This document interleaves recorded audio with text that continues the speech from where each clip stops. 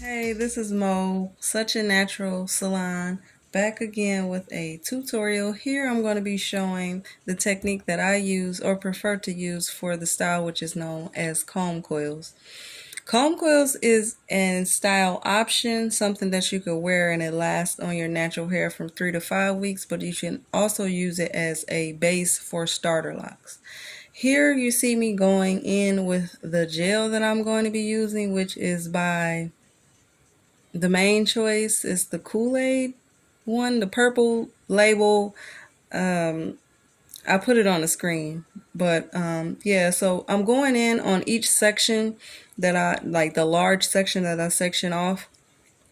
I go in and apply the gel to the section and comb it through to detangle the section and make sure that the moisture is locked in from the product, and that way I can go through and just start coiling each section in my mind, or I imagine that I get done faster this way. And also, like I said, which is most important, it helps with moisture retention, because oftentimes when you're dealing with kinky curly hair is more prone to dry up while you're working, so this just helps me nip that in the bud.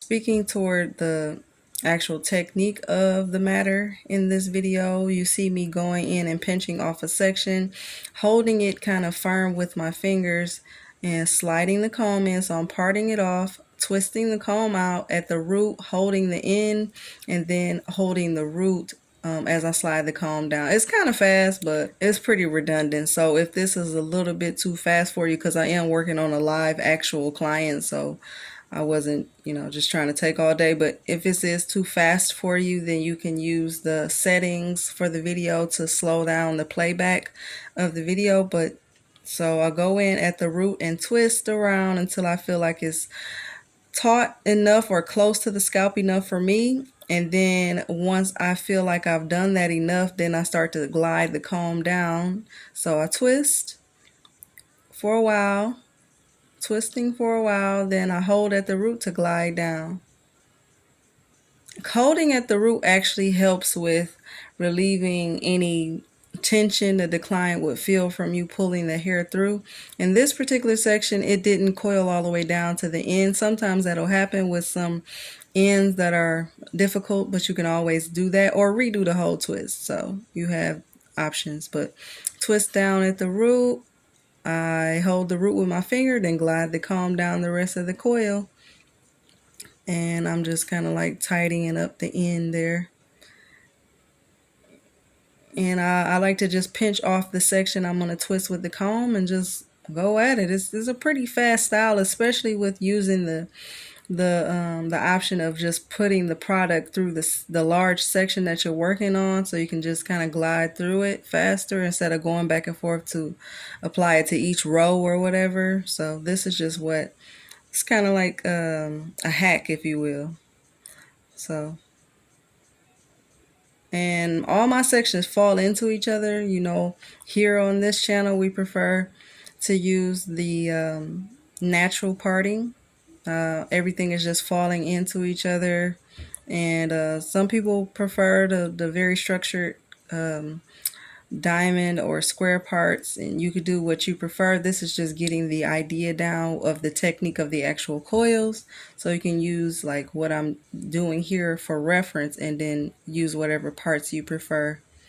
But I'm going in to correct one that I done already that was a little loose. You see me just coiling it over and then sliding down the comb. That's really it. It's really like it's 2 steps. And then too, as you saw me comb through there, you do want to make sure that you comb all the way through the end, because sometimes the ends will get a little bit back curly a little bit, so it'll make it difficult to glide the comb through, and it'll get stuck sometimes. And two, with longer lengths of hair, the hair is just more prone to get stuck in the comb anyway. So just doing that initial little comb through before you start the coiling process is going to be make it a much smoother process. There I was trying to let the chair down, but this client's just tall. So right now This again, it's just me kind of like repeatedly showing you the process of getting through the head. And I like to work with like sections instead of just like putting product all throughout the whole head and working through. Because, you know, even though it's gel, it's still kind of going to kind of draw up and get a little bit dry. So I would still be having to maybe mix with water and rework things to control the whole head of hair when I could just do smaller sections and, you know, flow through it better.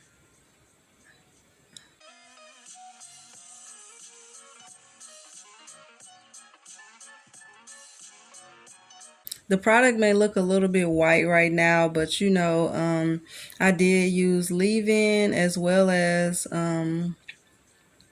a cream product for it's the Miel Souffle Twisting Cream. I use that as like a base for an additional layer of moisture, and then of course oil, which is an avocado base with some essential oils. But these products all mix well, so you'll see at the end when I show the end results that after the client was placed under the dryer, there was no overcast nor any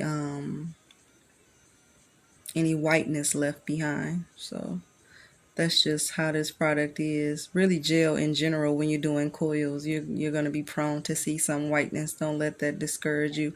But you do want to do a mix test. You can do it in your palm or on a surface. Just mix whatever leave-in and the oil you're gonna, excuse me, and the cream, twisting cream or gel you're gonna be using.